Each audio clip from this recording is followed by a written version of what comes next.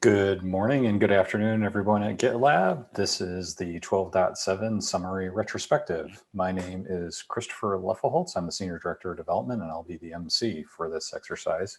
A document is provided in the invite, which represents all the great summary information. And like all of these summaries, we have four basic parts. We start with previous improvements that we wanted to track, updates around those, followed by things that went well, things that we need to improve on, and then things that we want to take action items away from based on those things that didn't go so well. We will start with first the retrospective improvement task from last time. CZ, do you have an update? Yes. Last time we mentioned about how to reform a proper working relationship with infrastructure team, because our team has some amount of operational work. And during the last release, I think we mainly communicate with our infrastructure team through issues asynchronously. And we have Dylan and Michael from infrastructure team. They work very closely through Zoom meetings whenever needed. And also Dimitri, our new team members, is running up very quickly to share the workload. And I think that's going to be an ongoing effort to form a best working practice with infrastructure team. Yeah. Thanks, CZ. Stephen, you had an update on the OKR? Yes. Last release, 12.6, we had noticed that our product alignment for deliverables, we're using the deliverable workflow for all of our projects, and we started tracking the number of issues that we plan and actually deliver versus the ones that we roll forward, which we have great visibility into now that we're using that workflow. And so some of the tuning and things that we did based on the last time was limiting the number of scheduled issues to more closely align with our completion trends. The magic number for our team distribution is typically around 20. So we try to limit the number of things, including what we're going to roll, to around 20, at least at the beginning of the planning session. We're also doing a better job of breaking down epics and issues to identify work that can be done in parallel. This was something that as we sort of embraced epics and our ability to see big pictures and then break those down into actions, the idea of identifying what is serialized and what can be done in parallel has really helped us leverage everyone on the team more effectively on those tasks. Identifying long tail issues, I kind of mentioned this, but previously we didn't have good visibility into what sorts of issues were hopping from release to release. We've gotten much better at understanding what sorts of issues we need to frankly schedule more resources on or push out our estimates a bit. So that's been really great for us to identify those things. And one last one is continue to pair maintainers and non-maintainers. This is one where if we have a large deliverable, we're trying to have a maintainer always work with another engineer that's not a maintainer to deliver the solution in a way that it gets more people in the loop and again leverages more folks on the team. And that's it for me. Thanks, Stephen. That's a great update. It's great to see the improvement. That's really nice from the perspective. Glad to see that. Thomas, you have the next one. Sure thing. So as noted in the last retrospective, in Secure, we like to celebrate issues that are being closed as part of our weekly meeting cadence. However, those have been getting too long and have been a wall of text. And so we've recently reintroduced it. We took that section away and recently reintroduced it and only focused it on those issues that were closed that were either features or priority 1 bugs. And this is allowed us to continue to celebrate, but focus only on those items that we were deemed to be most important. And so this has thus far been well received, and that's and I think this is a good improvement and something we'll look to automate a little bit more in the future. Related, and since I cross over into Defend, we were able to conduct a trial that I thought was also worth noting, since this was part of the update from last time, is that we closed out a really big feature within that particular stage.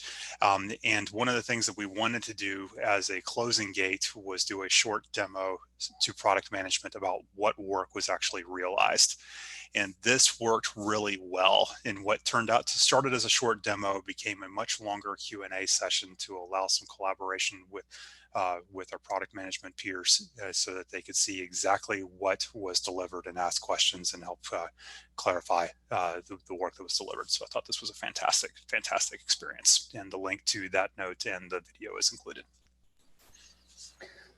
Thanks, Thomas. John, you want to give us an update on code review efficiency efforts?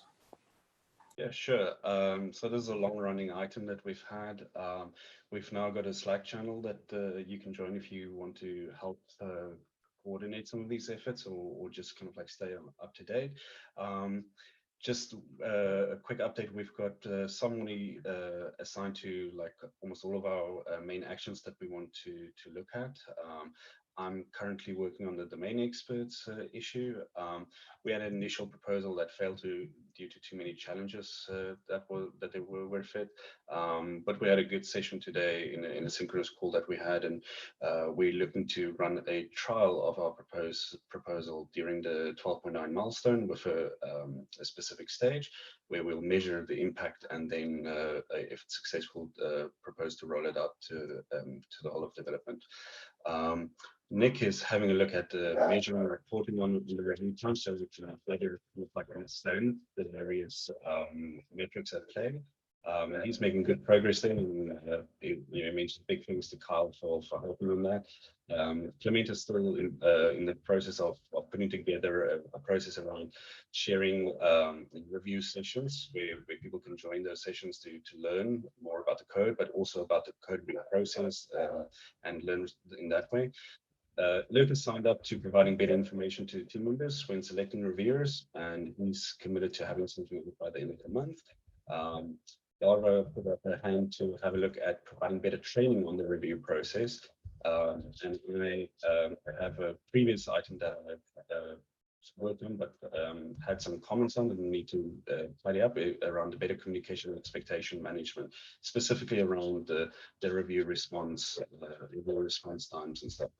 We do have one kind of like action that we looking for some help, looking for someone to own it, and that's making improvements to review roulette, to the recommendations, taking things like PTO time into account, and some various other improvements that's coming out of our other actions. So if you're interested in helping us with that, please join us on the Slack channel. Cool. Thanks for that update, John. I just would like to let everybody know that one of the OKRs for the development team for this quarter is to reduce review to merge time by a day. The day was kind of picked a little bit arbitrarily by Christopher, but needless to say, all these efforts are kind of super important. And if you have interest in this, please work with John to figure out how you can best help contribute, because I think it's super important to our overall efficiency. Michelle, are you available to give us an update on your item? Yes, I'm here. Hello. My update is for improving visibility of feature flags. So last release, we kind of realized that sometimes release posts are getting merged and work is being shared with customers that is actually behind a feature flag that they don't have access to. And we realized it's sort of hard for engineering managers as well as the product managers to understand what work is going out behind a feature flag or not. So since then, we've updated the feature flag documentation to state that when an engineer knows they're going to be using a feature flag, to go ahead and update the issue description with information on the feature flag that it's going to be used, if it's on or off. So that's already merged, and I've seen people already actually using that, which is great. We're still collaborating on whether we should be updating the issue template to accommodate a section for the feature flags. I linked to an MR there, so I would love feedback on that. Right now, it's really just me and James Ramsey, the other PM. We've also added a note to the release post template just to remind PMs. The release post template is heavily focused on actual content of the release post. So there's just a little note in there to recognize that you should definitely check before you check off all the checkboxes. You should check if it's behind a feature flag or not. And then the other potential solution that we wanted to consider was changes to DangerBot to recognize if a feature flag is being used. And there's really been no work done on that. We're still considering whether that would be a benefit or not, where those updates should go and things like that. That's great. Do you think we should track the DangerBot decision and feedback on the issues template for next retro, just in case you don't get any Yeah. feedback. It'd be good to. Sure. Okay, Yes. cool. Yeah, go ahead and add that down at the bottom so I don't forget about it. I will. Thank you. I can forget things. Mac, you're up. Yes. Thanks, Christopher. Michelle, I volunteer the EP team to help review the danger bot as well. So collaboration there, open to that.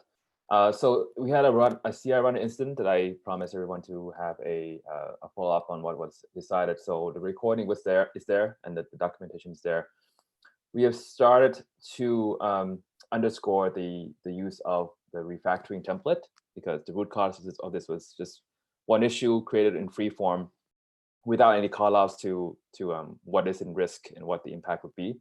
So we're doing more communication on that to make sure people are using the refactoring template.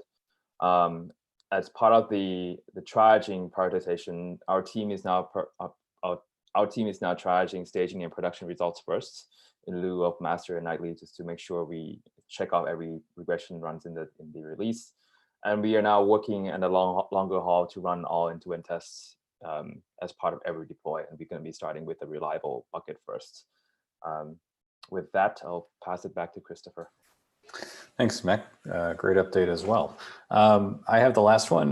This isn't really an item from last time, but we have been working this quarter on making sure that we're doing iterative work. And this month in particular, I want to celebrate that we had a really successful month as far as our MR rate goes. Historically, since going back to a single code base, we have been below 10. And as an organization, we basically hit 11.5 for our MR rate. So I really want to thank everybody for the hard work, iterative work associated with that. I know it was not easy, and really appreciate everything that was done related to that. Cool. We'll move on to what went well this month. And this is the portion where I normally talk very quickly.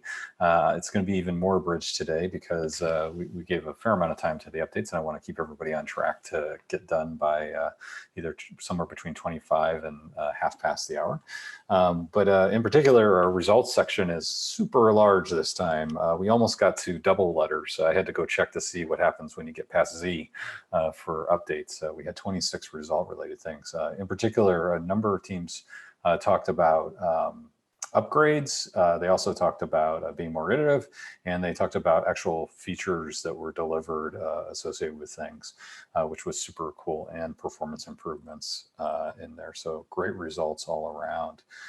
In the collaboration section, both Defend and Geo talked about cross-department collaboration with infrastructure, and that went well, so that's good to see. Growth has started presenting some demos, and we're excited about that.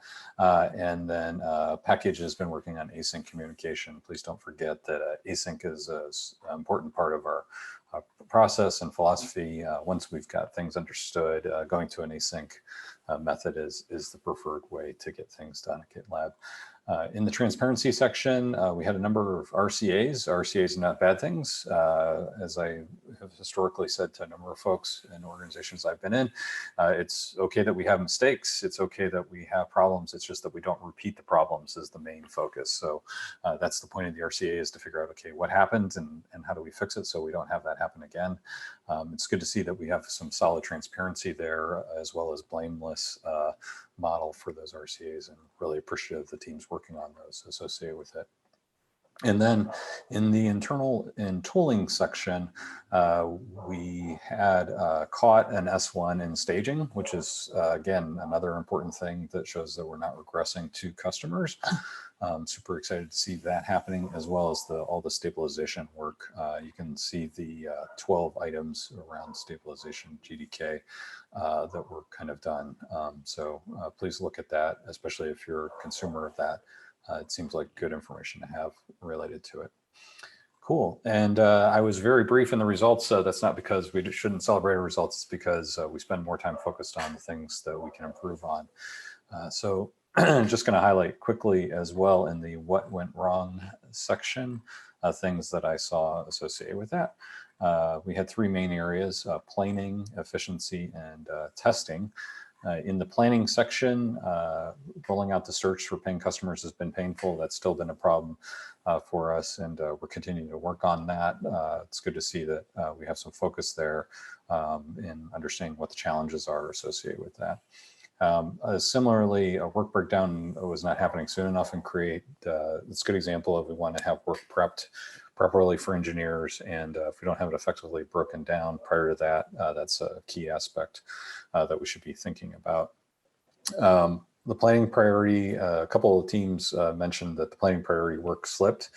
This is, for those new to the team, planning priority is our way to acknowledge the things that really need to be done in the release related to customer delivery. We should treat those as the highest priority items, and we should treat them as the things that we get started as soon as possible from that perspective. So make sure that as you see those come up, that you're using that. The analogy I'll use is when you go to a wedding, you don't show up right before the wedding starts. You show up usually at least a half an hour ahead of time. And it's unfortunate that you have to wait a half an hour, but the reality is that you're on time. We want to treat planning priority like that similarly. And then last but not least, there is some breaking changes that we had, and we had some communication around those breaking changes that we didn't necessarily communicate as effectively as we thought we could. In the efficiency section, this is section 2 of the what went wrong this month. Maintainer challenges. This is the reason why we have the long running item of fixing both to get domain maintainers in place, but also look at how we can get more efficient and maintainers.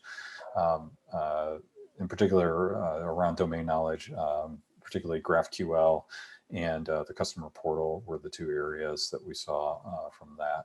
So if folks have ideas specifically how I should address those for those specific areas, let me know, though we'll also attack this problem more generally as well. And then in the testing section, we had basically some broken testing and broken deployments that wasn't caught before that. It's good to see the RCAs performed on it. So just things that made it through. Similarly, we created a P1 S1 regression on the web IDE that was undetected by our test. So we have some additional coverage that we need. And then 2FA also breaking as well, where we didn't have effective tests in place to basically verify around this. So as you're working on developing code, make sure also to include verification tests so that we don't regress in different ways. Now we'll go to the areas where how we can improve. And this is the area where I've talked quickly so that we can get back to slowing down and kind of talking through things. Dan Jensen, are you available to talk about process improvements? And it sounds like Dan is not available, so I'll speak to it. He's trying to pinpoint where in the product development flow is unclear or otherwise causing friction.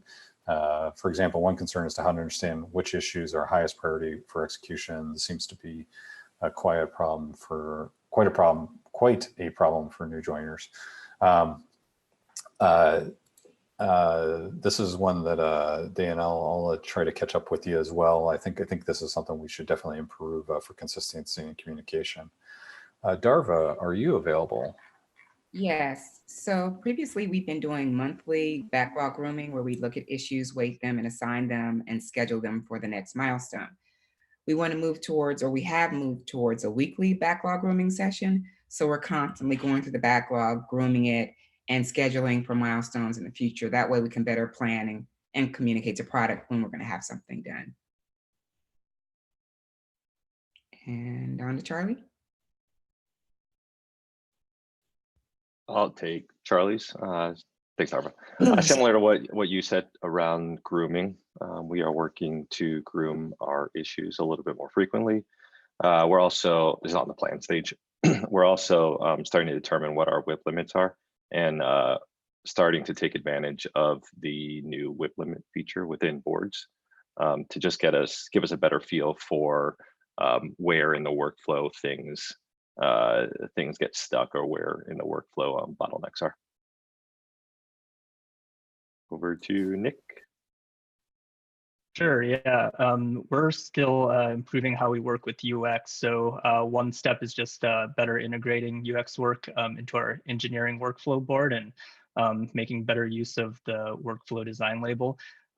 We're also having discussions about when design work should be broken out into separate issues versus maybe included an issue to help avoid carrying issues over multiple milestones.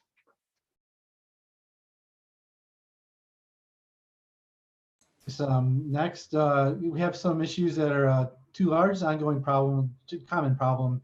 But we've started rolling out Unleash, which is a new feature in GitLab to use feature flags to build components more incrementally. And I think that's going to help out to get the MR size down and improve our MR flow in general.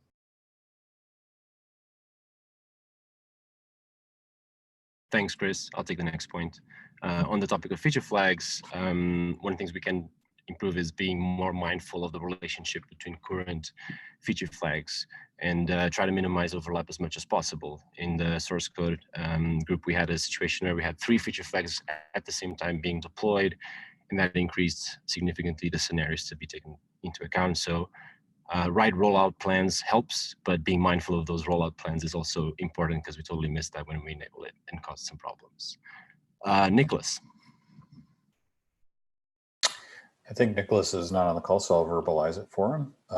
They have a number of projects dependencies now that need to be released, bumped every milestone. Ideally, this should be automated. This is a good one for us to track for the next release, so it's also added as an action item to follow up on in the next retro. David, are you available? Yeah, I think David's off, so I'll read for him. It's like that area. We started doing asynchronous retrospectives on missed deliverables. So you can click and see an example of the structure we're using. It's just the first effort, could probably improve, but wanted to sort of document an RCA in a public way for people to be a transparent way, for people to be able to sort of understand what's going on. So wait, over to Dava again. Oh, yeah. Thanks. So this is very similar to the domain expertise issue, and there might be overlap, we'll see.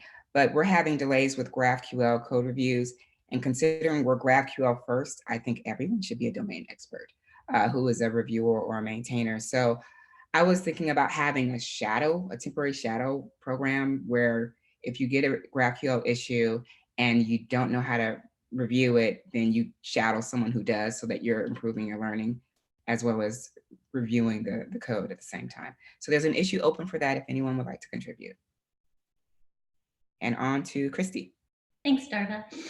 So we had several areas in which designers were not specifically aligned with a specific stage group.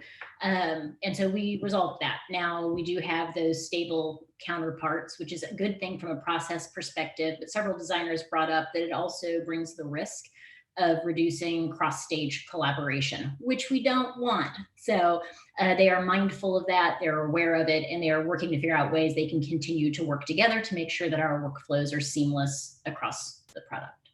And on to Craig.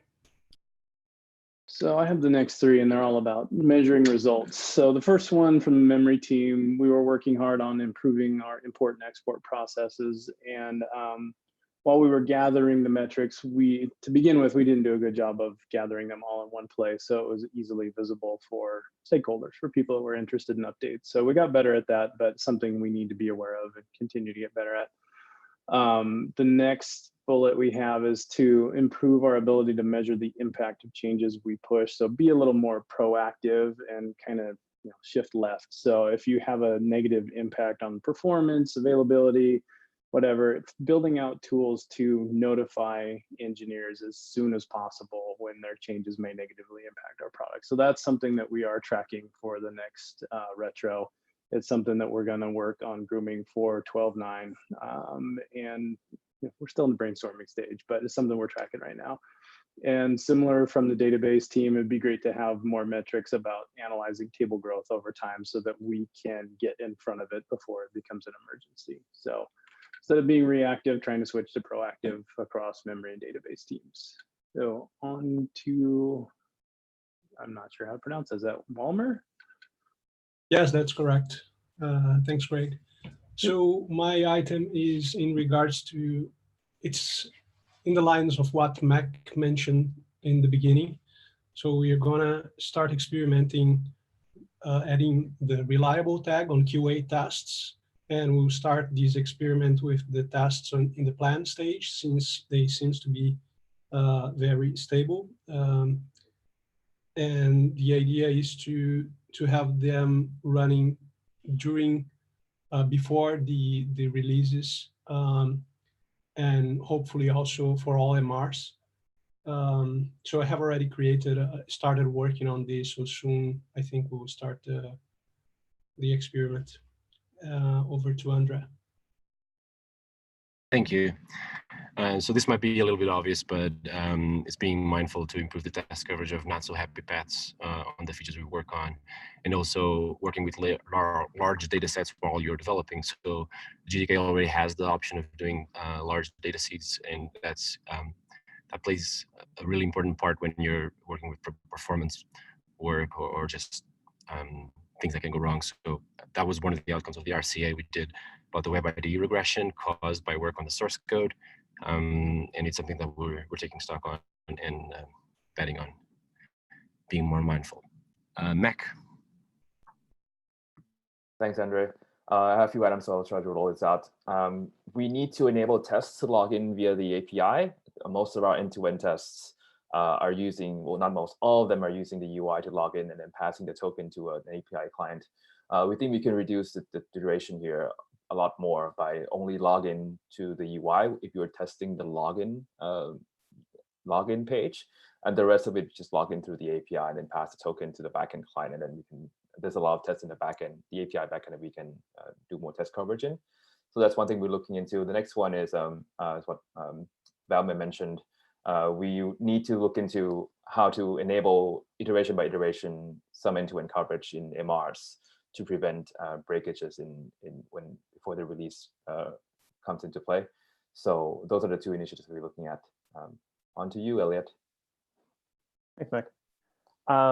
Yeah, so for the GitLab runner project, we need to add some kind of either, I'm going to call them end-to-end style tests here, but I mean like end-to-end from the GitLab runners as a standalone application point of view, not which is a bit different than I think what Mac's been talking about.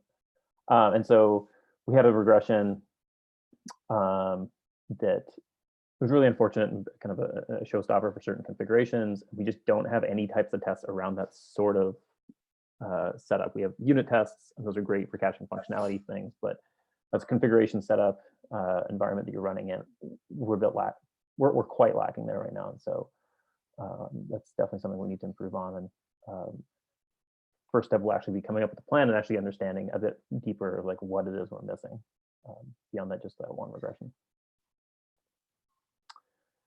On to Lindsay for defend and planning header. Hi. So we had a few different issues within defend in this release that were very large in scope, and it's been observed by many team members that if they'd been broken down into smaller component features, we would have been able to deliver on a more regular basis. It would have kept the work a lot more clear. So in order to do this, we're pulling engineering into the planning breakdown phase to have conversations with PM about logical breakdown of our work, where we can separate things, and just to answer big questions earlier on prior to grooming. On to Jerome.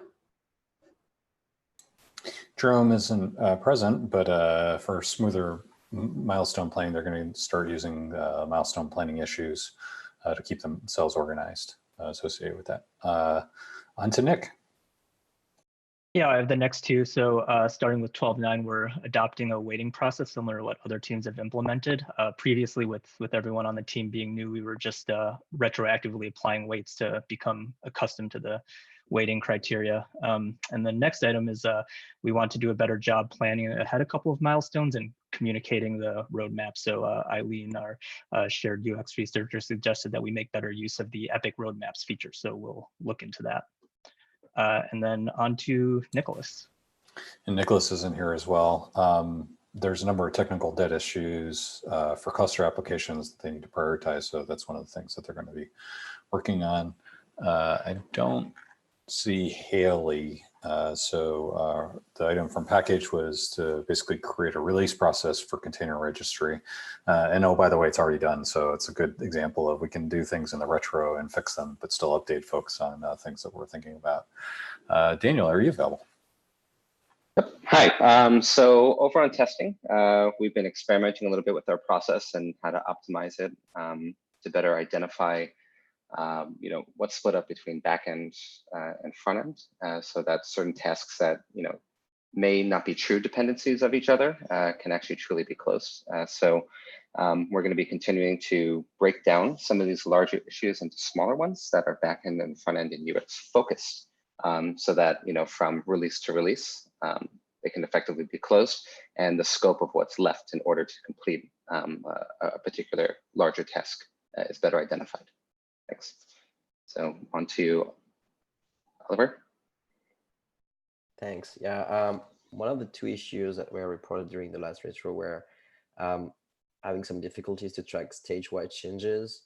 As the team grow and we are split into different groups, it becomes harder and harder to keep track of changes from other made by other groups, and particularly when we have a lot of shared code between those groups.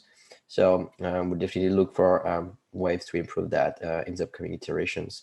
And the second one is more concerning, which is about managing community contributions. We have many small projects in the secret stage, and it's harder for us to track them manually. So we definitely need to set up a process for triaging and processing them.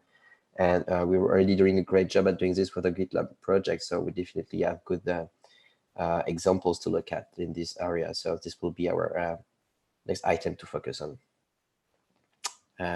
Back to Daniel. Hello. Okay, so for the last one here, we need to create a more streamlined process in handling global front-end component changes across the product. As you're all well aware, our component library is growing exponentially, especially into this fiscal year.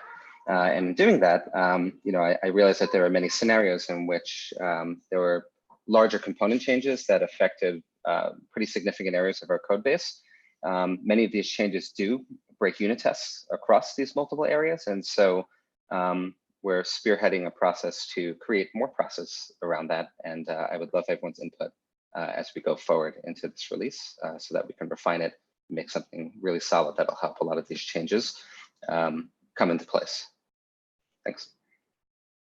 Excellent.